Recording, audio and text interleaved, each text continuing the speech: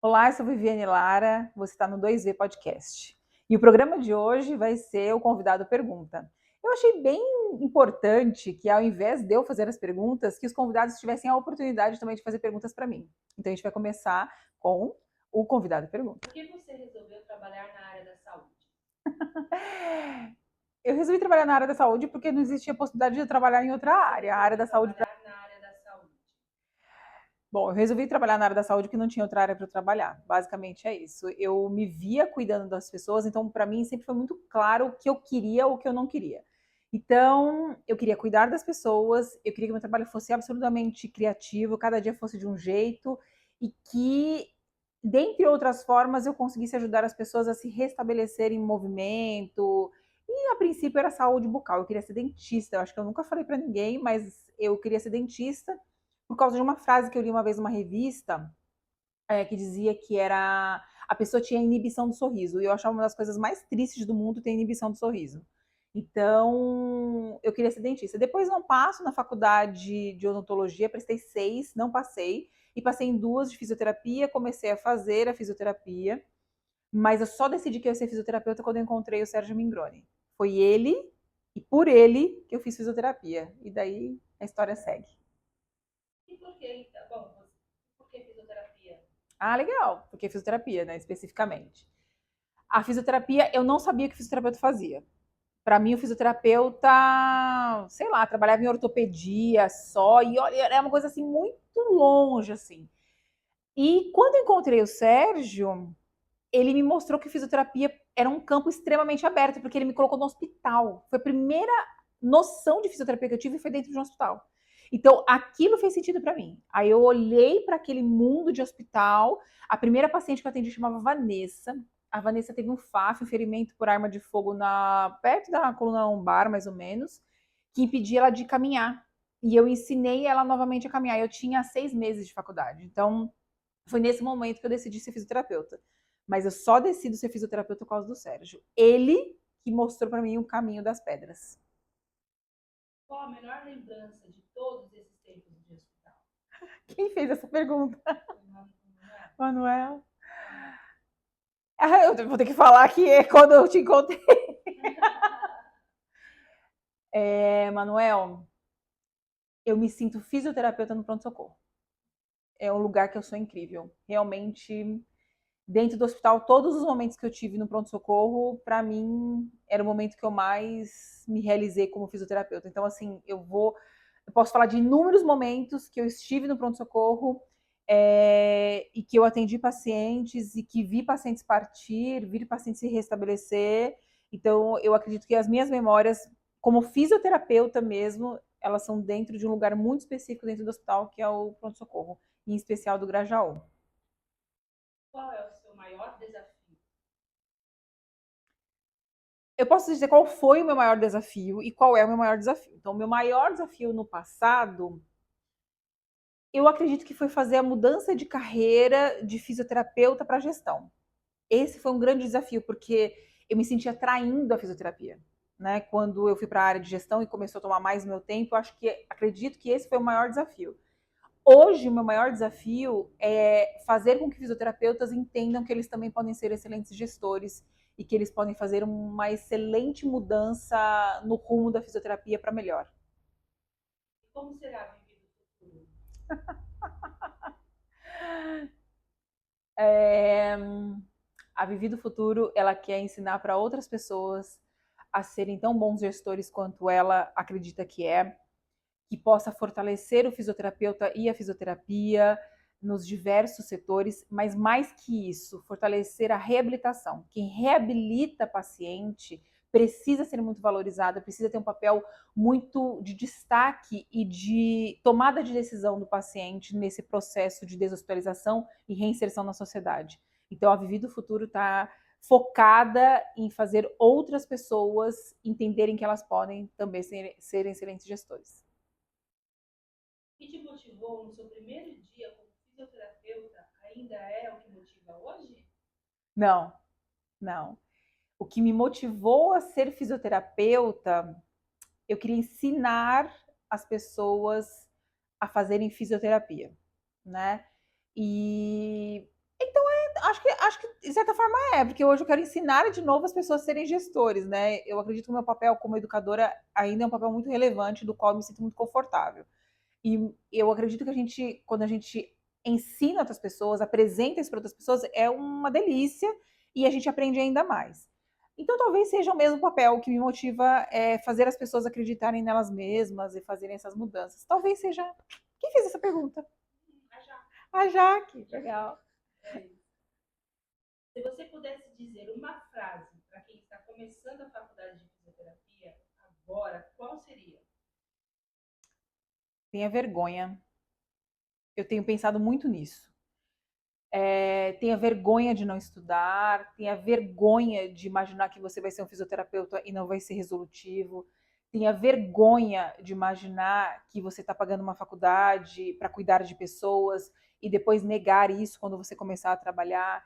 Tenha vergonha de olhar para a cara de uma pessoa e não conseguir explicar para ela o que a pessoa tem ou não conseguir resolver o problema dela, porque eu desisti um pouco de querer comprometimento, ética, moral. Eu vou partir do básico mesmo, ter a vergonha, né? Quando você olhar para o espelho, você tem que ter minimamente essa hombridade de se envergonhar quando você não conseguir estabelecer o combinado, né? O combinado quando você, na verdade, quando você entra na faculdade, você não conhece o seu juramento, né, como fisioterapeuta. Você faz o juramento no dia que você se torna fisioterapeuta. É uma pena. Você deveria iniciar o momento do ingresso na faculdade sabendo qual é o juramento que você tem. E um deles é não causar dolo ao paciente. Né? Você não deve causar dolo. E se você não faz tudo o que você pode, ou mais do que você pode, já é um dolo. Quando você promete e não cumpre, quando você vai para um trabalho e não trabalha, quando você entende que não é sua responsabilidade, é sempre do outro. Então, eu falo na palavra vergonha, eu acredito que falta vergonha, que é o básico. E qual a palavra que define para você hoje a gestão em fisioterapia? Responsabilidade. A palavra para mim que define gestão é responsabilidade. Você é responsável pelo que as pessoas fazem, quando elas fazem, como elas fazem. Você é responsável por aquelas vidas, por aquelas famílias.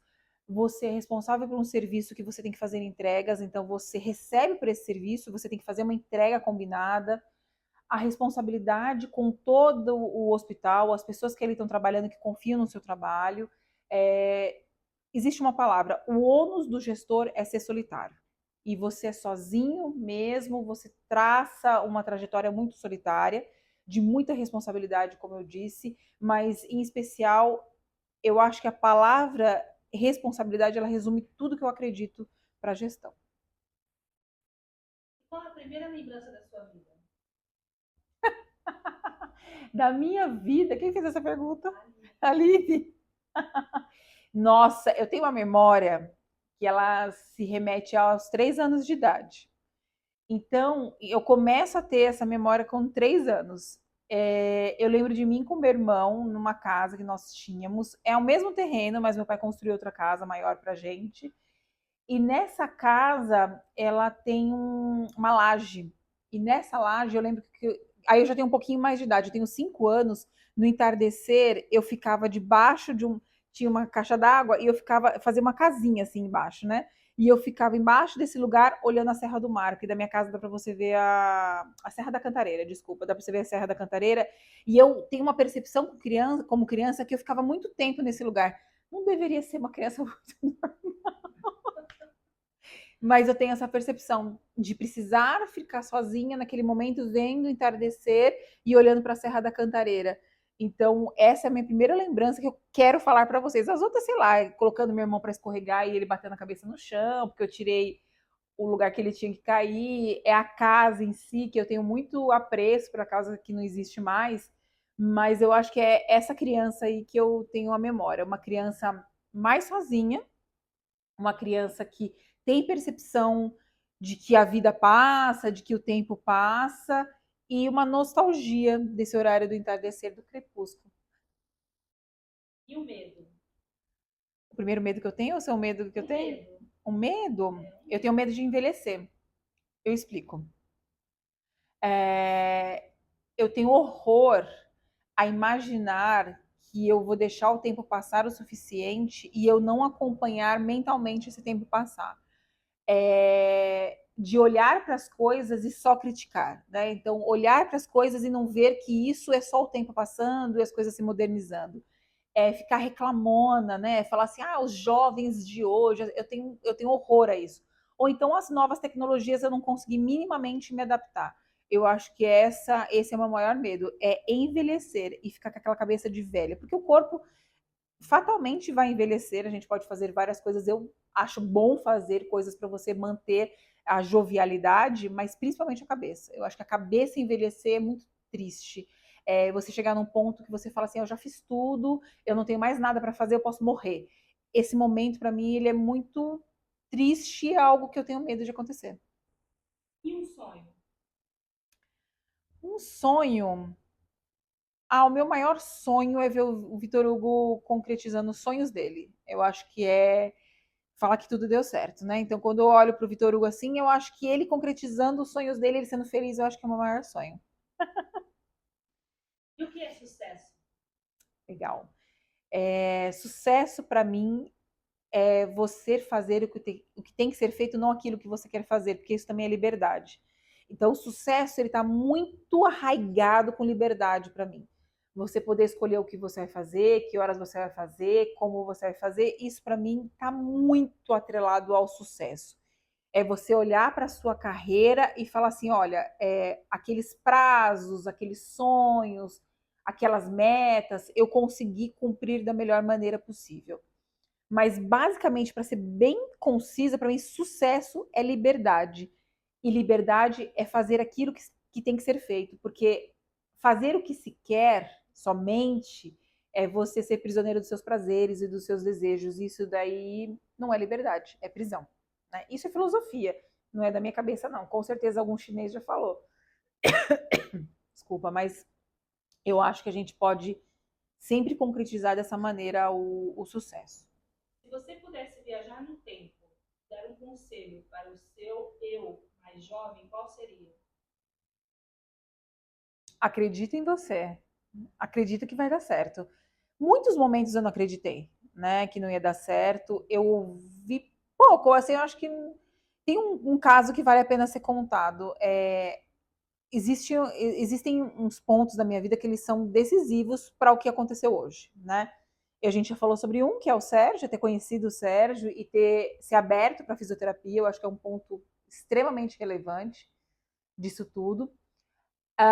Existe um momento que eu estou na faculdade, no final da faculdade, e o Sérgio me chama para fazer um TCC. Esse TCC é de fisioterapia e emergência, e eu tenho sempre o ímpeto de falar sim para as coisas, né? Sagitariana, então não gosto de perder oportunidade, então eu normalmente vou falar sim para as coisas. E quando eu falei sim para fisioterapia e emergência, se você digitar no Google, provavelmente é uma das coisas que vai estar escrita, Viviane Fisioterapia e Emergência, vai falar sobre o livro. Se você digitar Fisioterapia e Emergência, vai sair o livro. Então, acredito que sejam pontos importantes. Mas eu não tinha certeza que fisioterapia e emergência ia dar tão certo. Eu tinha sonhos, por exemplo, eu demorei 14 anos para realizar o sonho do livro. Eu falei, um dia eu vou escrever um livro. Existiu uma passagem que aí eu vou para a Escola Paulista, por conta desse convite da minha história já de fisioterapia e emergência, tenho aprendizados lá bastante importantes e relevantes, mas muito sofridos, que não precisava ter passado por aquilo, né? Encontrei pessoas, eu tinha um mundo muito protegido, né? Pelo Sérgio, pela Rosana, pela Dani, era um mundo muito protegido, onde as pessoas não me queriam mal, não desejavam tomar a minha história. Então, você chega numa escola paulista, eles querem falar que a fisioterapia e emergência começou lá, né? 7 anos depois de eu já ter publicado o TCC, então isso não existe, né? Então foram pontos bastante relevantes de muitos desafios. Depois o Sérgio me convida para ir para Araras e eu faço uma pergunta para ele assim muito importante, decisiva. Eu falo para ele assim, ele fala, Viviane, eu preciso montar Araras, eu preciso de alguém que faça a coordenação, a supervisão lá de estágio da clínica. Você vai? Eu falo assim, Sérgio, eu tenho a possibilidade de ficar na Unisa?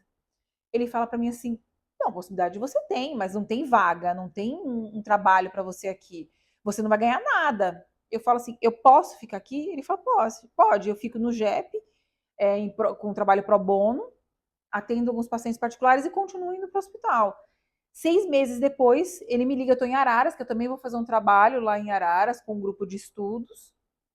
Ele me liga em Araras, eu lembro onde eu estava. Ele fala, a vaga que você sempre sonhou está disponível para você. Você pode começar? Claro, 6 meses depois o meu sonho se realizou. Então, assim, eu sempre soube o que eu queria, né? Mas tinha receio de não estar tomando a decisão certa. Falo que pouco receio, que eu acho que eu tinha mais um ímpeto de conseguir uma certeza muito grande do que eu queria. Isso dá muita coragem. E aí eu vou para a emergência e continuo lá. Mas eu falaria para o meu eu do futuro para confiar mais, para ter mais segurança da pessoa que é, da boa pessoa que é, porque eu sempre, sempre, sempre, sempre eu me pergunto se eu estou sendo uma boa pessoa. Isso para mim é o primordial. Ser uma boa pessoa. Isso para mim é tudo.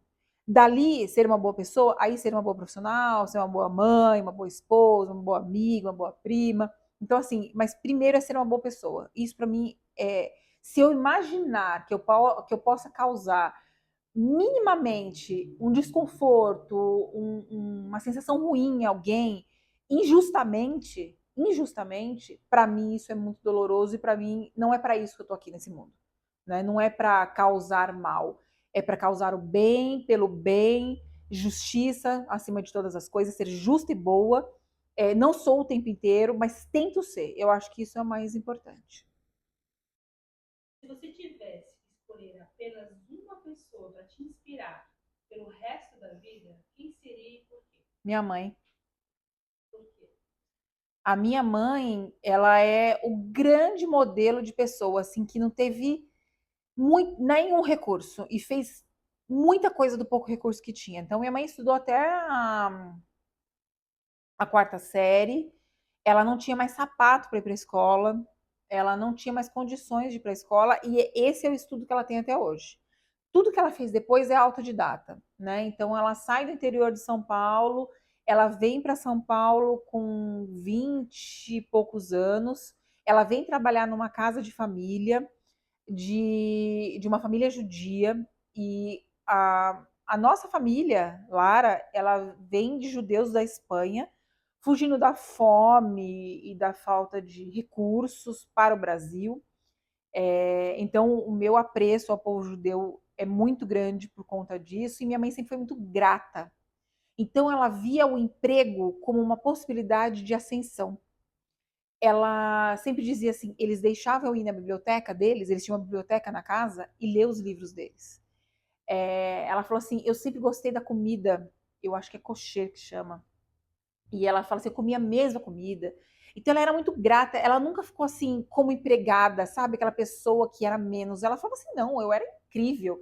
Eu podia ir na biblioteca deles, eu podia ler os livros, eles me apresentavam um outro mundo. Ela decidiu, quando ela começa a trabalhar, depois ela sai dessas casas, ela vai trabalhar no hospital, ela é copeira, e pela capacidade que ela tinha de comunicação e de inteligência mesmo, ela vai ser telefonista. Naquela época tinha ramal, essas coisas assim, e ela tinha muita habilidade com números e com informações. E dali ela conhece meu pai e ela decide, quando grávida de mim, ser só mãe. Ela fala assim que o sonho dela era poder não trabalhar porque a mãe trabalhou muito. Então, assim, tudo que eu imagino, tudo que eu sei de organização hoje eu devo a ela, tudo que eu sei sobre querer estudar é a ela, ler é a ela, não me limitar é a ela. Ela sempre falou que eu podia ser tudo que eu quisesse. Ela sempre falou assim, apesar dela escolher ser mãe e ser dona de casa, existe um preço. E ela nunca olhou para mim e viu esse preço a ser pago. Ela falou: você tem que trabalhar, você tem que ter seu dinheiro, você tem que ter as suas conquistas. Isso é muito importante. Eu quis isso para mim e eu sei o preço que foi. Foi ótimo, foi o que eu desejei, mas não é o que eu desejo para você, né? Então eu acho que se eu tivesse um modelo na vida onde começou tudo, foi a minha mãe, como mulher, que ela representa para mim. Ela é meu maior modelo.